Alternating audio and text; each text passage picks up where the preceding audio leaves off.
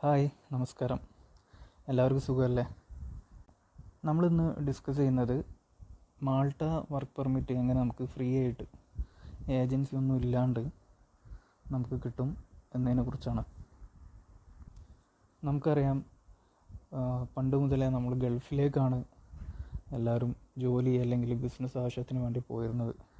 ഇപ്പോൾ ആ ഒരു ട്രെൻഡൊക്കെ മാറി യൂറോപ്പിലേക്കും കാനഡയിലേക്കും ഓസ്ട്രേലിയയിലേക്കൊക്കെയാണ് നമ്മൾ മലയാളികൾ മൂവ് ചെയ്യുന്നത്.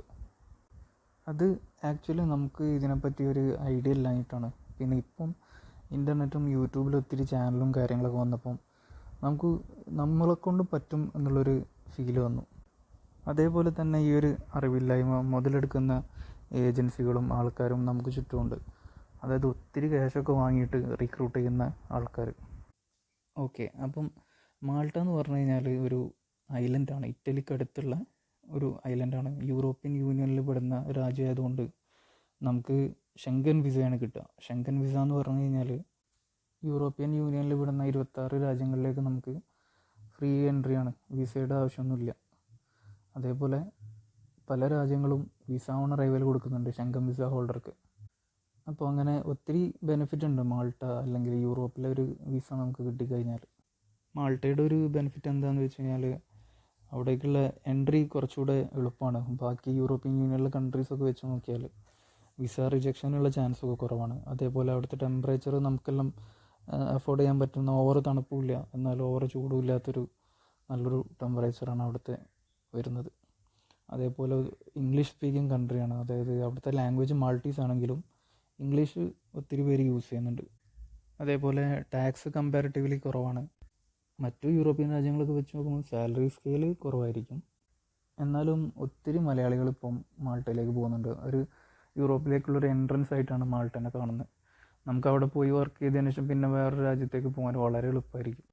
ഇനി എനിക്ക് എങ്ങനെയാണ് വർക്ക് പെർമിറ്റ് ഫ്രീ ആയിട്ട് കിട്ടിയതെന്ന് നമുക്കൊന്ന് നോക്കാം.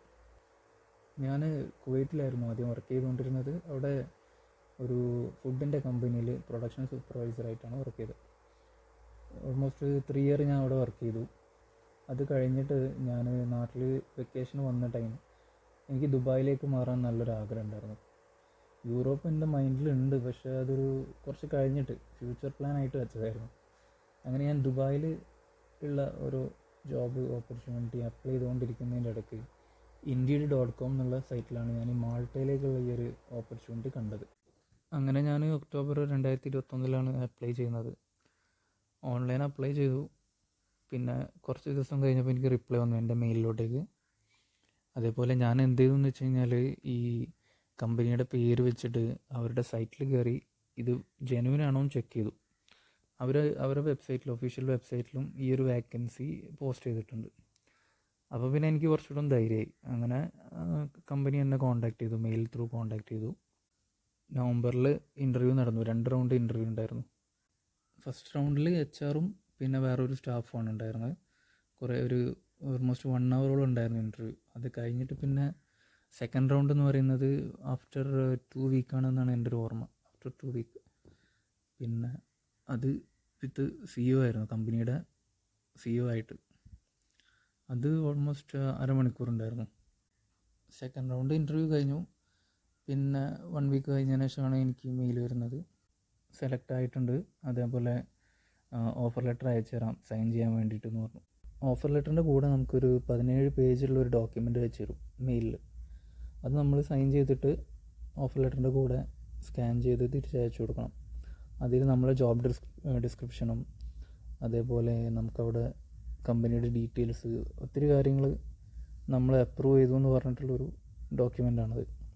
എന്നിട്ട് കമ്പനി ഈ സ്കാൻ ചെയ്ത ഡോക്യുമെൻ്റ് മെയിൽ ത്രൂ നമ്മൾ അയച്ചു കൊടുത്തല്ലോ, അത് വെച്ചിട്ടാണ് ID മാൾട്ടയിൽ അപ്ലൈ ചെയ്യുക. അതിന് എന്തൊരു ചാർജ് ഉണ്ട്, അതൊക്കെ കമ്പനി എടുത്തോളും.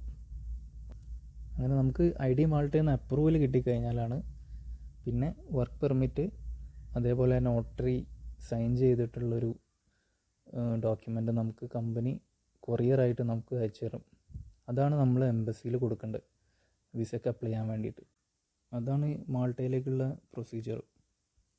അങ്ങനെ എൻ്റേത് ഡിസംബർ 10 കമ്പനി ID മാൾട്ടയിൽ അപ്ലൈ ചെയ്യുന്നത്. വൺസ് കമ്പനി അപ്ലൈ ചെയ്താൽ നമ്മുടെ ഇമെയിലിലേക്ക് ID മാൾട്ടയിൽ നിന്നൊരു മെയിൽ വരും, ഇങ്ങനെ അപ്ലൈ ചെയ്തിട്ടുണ്ട്, നമ്മൾ കയറിയിട്ട് അത് അപ്രൂവ് ചെയ്യണം. അതിലെ ഡീറ്റെയിൽസൊക്കെ കറക്റ്റാണോ ചെക്ക് ചെയ്തിട്ട് നമ്മൾ അപ്രൂവ് ചെയ്താലേ ID മാൾട്ട അത് പ്രൊസീഡ് ചെയ്യുള്ളൂ. അതിലെ കാര്യങ്ങളെല്ലാം നമ്മൾ അപ്രൂവ് ചെയ്തിട്ട് last submit to the employer എന്ന് പറഞ്ഞിട്ടുള്ള ഒരു ബട്ടൺ ഉണ്ട്, അത് ക്ലിക്ക് ചെയ്താലേ കാര്യങ്ങൾ പ്രൊസീഡ് ആവുള്ളൂ. അങ്ങനെ അത് കഴിഞ്ഞു. പിന്നെ എൻ്റേത് ID മാൾട്ടയിൽ വർക്ക് പെർമിറ്റിന് അപ്രൂവൽ കിട്ടുന്നത് എനിക്ക് ജനുവരി 14 അങ്ങനെ അപ്രൂവൽ കിട്ടിയതിൻ്റെ ഒരു ഇമെയിൽ നമുക്ക് വരും. നമ്മളതിൻ്റെ ഒരു കോപ്പി എടുത്ത് വെക്കണം കയ്യിൽ. അതിനുശേഷം കമ്പനി എന്നെ കോൺടാക്ട് ചെയ്തു. വർക്ക് പെർമിറ്റ് എനിക്ക് കൊറിയറായിട്ട് അയച്ചുതരാമെന്ന് പറഞ്ഞു. അങ്ങനെ എൻ്റെ അഡ്രസ്സും കാര്യങ്ങളൊക്കെ വാങ്ങി.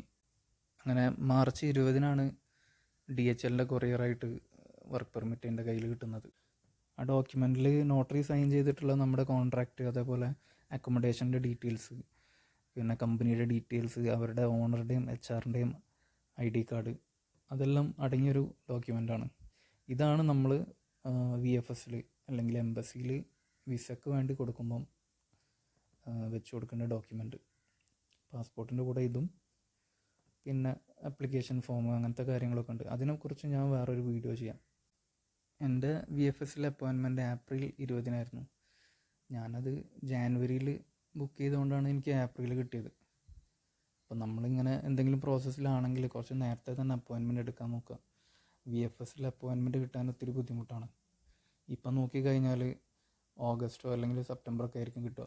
അപ്പോൾ നമ്മൾ കുറച്ച് മുമ്പ് ഈ ID മാൾട്ടയിൽ അപ്ലൈ ചെയ്യുന്ന ടൈമിൽ തന്നെ അപ്പോയിൻമെൻറ്റ് എടുത്ത് വെക്കുക VFSൽ. കാരണം അത് ഓൺലൈനാണ്, സിമ്പിളാണ്. ആകെ 2000 രൂപയാവുന്നുള്ളൂ. ഓക്കെ, അപ്പോൾ ഇനി അടുത്ത വീഡിയോയിൽ കാണാം. എന്തെങ്കിലും ഡൗട്ട് ഉണ്ടെങ്കിൽ ഞാൻ എൻ്റെ ഡീറ്റെയിൽസ് താഴെ കൊടുക്കുന്നുണ്ട്, നിങ്ങൾ കോൺടാക്ട് ചെയ്താൽ മതി. മെസ്സേജ് ചെയ്താൽ ഞാൻ റിപ്ലൈ തരുന്നതാണ്. പിന്നെ ഞാൻ അന്വേഷിച്ചിട്ട് കിട്ടിയ ജോബ് സൈറ്റുകൾ ഞാൻ ഇതിൻ്റെ താഴെ കൊടുക്കാം. നിങ്ങളതിൽ കയറി അപ്ലൈ ചെയ്യാം. പിന്നെ നിങ്ങളുടെ പ്രൊഫഷനുമായിട്ട് ബന്ധപ്പെട്ട കമ്പനീസ് ഇൻ മാൾട്ട എന്നുള്ളത് ഗൂഗിളിൽ സെർച്ച് ചെയ്തിട്ട് അവരുടെ ഒഫീഷ്യൽ വെബ്സൈറ്റിൽ കയറിയിട്ട് അപ്ലൈ ചെയ്യാം. അപ്പോൾ ഇത്രയ്ക്ക് സിമ്പിളാണ് ശരിക്കും യൂറോപ്പിലേക്കുള്ളൊരു എൻട്രി. അപ്പോൾ ട്രൈ ചെയ്യുക. നമ്മൾ കുറച്ച് ടൈം ഡെഡിക്കേറ്റ് ചെയ്യേണ്ടി വരുന്നുള്ളൂ. അപ്പോൾ all the best and thank you. By.